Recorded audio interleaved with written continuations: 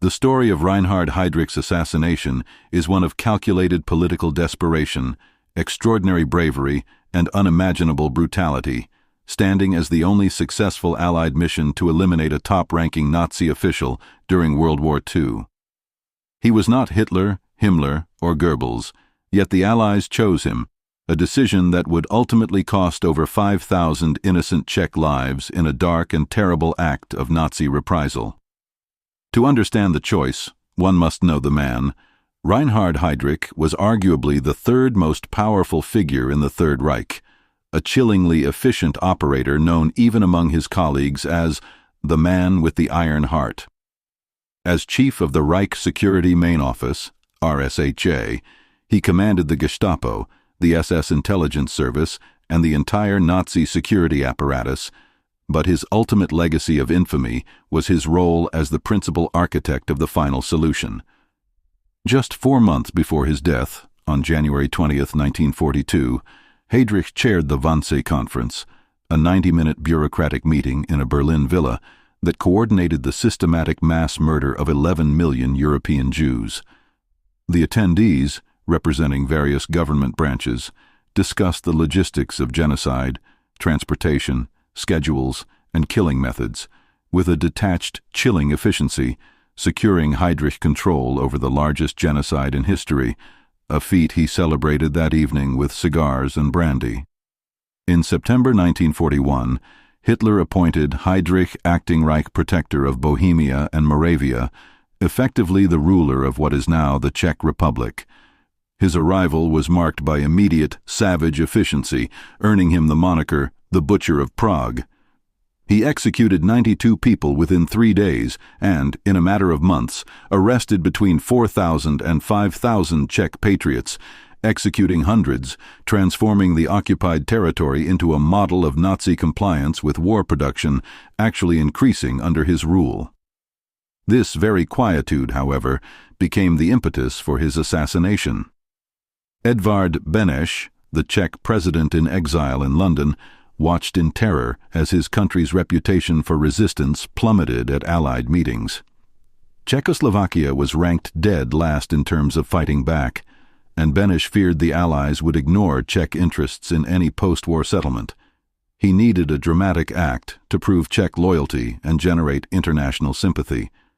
He decided on the assassination of a top Nazi, not in the highly secure German heartland, but in Prague, in the occupied territory itself. The British Special Operations Executive, SOE, agreed to help, seeing an opportunity to disrupt Nazi security, demonstrate that no high-ranking official was safe, and inspire other resistance movements across occupied Europe. The choice of the target came down to politics and a fatal arrogance. Karl Hermann Frank, Heydrich's deputy, was considered, but Heydrich was the bigger prize. A pivotal Nazi leader, the architect of the Holocaust, and the direct ruler of the Czech territories.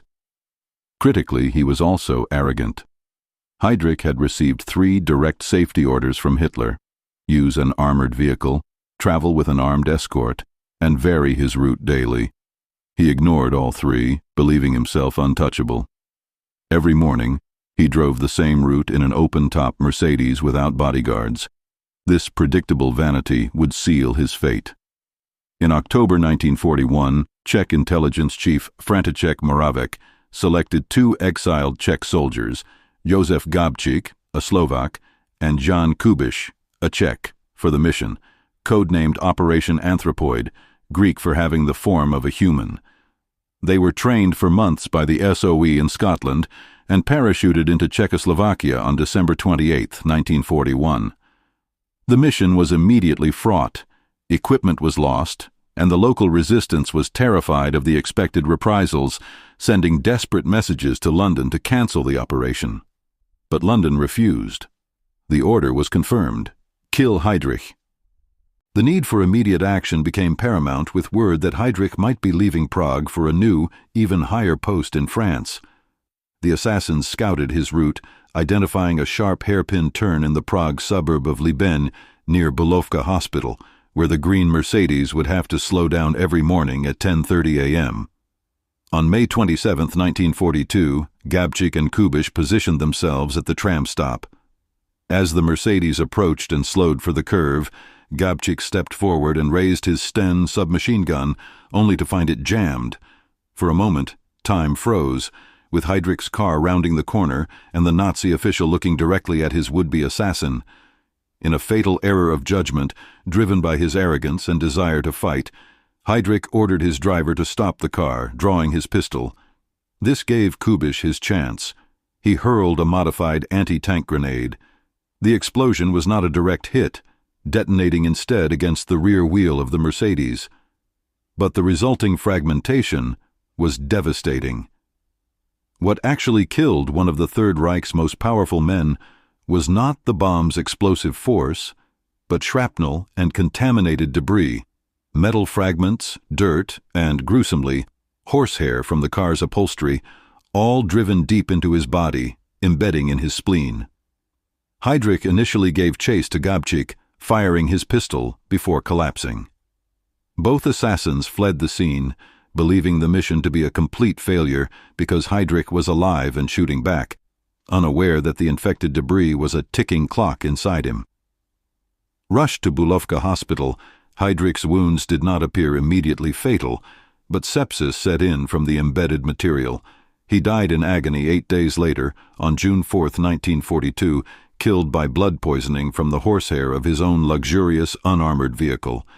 Hitler was enraged, condemning Heydrich's damned stupidity in driving without proper security, but publicly ordered an elaborate state funeral before demanding revenge. His initial order to execute 10,000 randomly selected Czechs was later modified on the advice that indiscriminate massacres might hurt crucial war production. Instead, he ordered targeted, brutal reprisals to send an unambiguous message. The Nazis tortured resistance members until a Czech paratrooper named Karel Čurda, terrified for his family, betrayed the location of the assassins. Gabčík, Kubiš, and 5 other resistance fighters had taken refuge in the Church of Saints Cyril and Methodius in Prague. On June 18th, 800 SS and Gestapo surrounded the church. The battle lasted for hours, with the 7 paratroopers retreating to the crypt beneath. The Germans tried to flush them out with gunfire, tear gas, and by flooding the crypt with water from the fire brigade. Rather than surrender, all 7 men fought until their ammunition was exhausted, finally committing suicide to deny the Nazis the satisfaction of their capture, inflicting heavy casualties on the German forces in the process. Čurda received his reward of 1 million Reichsmarks and a new German identity, becoming a collaborator who would personally lead to the capture and execution of hundreds more Czechs before he was finally hanged for treason in 1947. The most absurd and tragic part of the reprisal was the choice of the village of Lidice for total annihilation. Based on a completely false claim in a dramatic breakup letter written by a man trying to impress his mistress by claiming involvement in the assassination, the Nazis surrounded Lidice on June 10, 1942. Every male over the age of 14, 173 men and boys, was shot. The women were deported to Ravensbrück concentration camp. Most of the children were murdered in gas vans at the Chełmno extermination camp. The Nazis then burned Lidice to the ground, leveled the ruins with explosives, and attempted to erase the village from the map. A similar fate befell the village of Ležáky. Bishop Gorazd, the leader of the Orthodox Church who sheltered the assassins, and his priests were executed. In the immediate reprisals alone, over 1,300 Czechs were executed, but thousands more were arrested and deported to concentration camps like Mauthausen, where few survived. When counting the long-term deaths from these deportations, the total death toll from the Heydrich reprisals, known as the Second Heydrichiada, reached an estimated 5,000 or more people dead to avenge one Nazi. The question of whether Operation Anthropoid was worth the devastating cost has haunted Czech leaders and historians ever since. The immediate military impact was minimal. Heinrich Himmler temporarily took over Heydrich's duties, and the man's death did not stop the Holocaust. In a darkest irony, the death camps at Treblinka, Sobibor, and Bełżec were actually built and became operational within months of his assassination, collectively codenamed Operation Reinhardt in his honor. His death did not stop the genocide, it became a memorial to it. The Czech resistance was decimated and never fully recovered. Politically, however, the assassination achieved exactly what Beneš had desperately hoped for. The destruction of Lidice created worldwide outrage, with towns across the globe renaming themselves in solidarity. The story made international headlines, proving the Czechs were resisting. The operation led to Britain formally repudiating the Munich Agreement, strengthening Czechoslovakia's claim to the restoration of its pre-war borders and ensuring the country's reconstitution after the war. More importantly, it proved that high-ranking Nazis were not untouchable. The Allies, and the Czech government in exile, made the impossible moral calculation. They knew innocent people would die in the reprisals, yet they proceeded anyway. The legacy of Operation Anthropoid is a complicated testament to extraordinary bravery and unspeakable cruelty, highlighting the impossible ethical question of whether it is ever justified to kill one evil person when you know it will result in the mass slaughter of innocents. In the end, Heydrich, one of the most dangerous men in Nazi Germany, was killed not by a sophisticated military strike, but by the sheer arrogance of driving a luxury car without guards, felled by the infected horsehair of his own upholstery, a victim of two brave men who sacrificed everything to strike a blow against tyranny.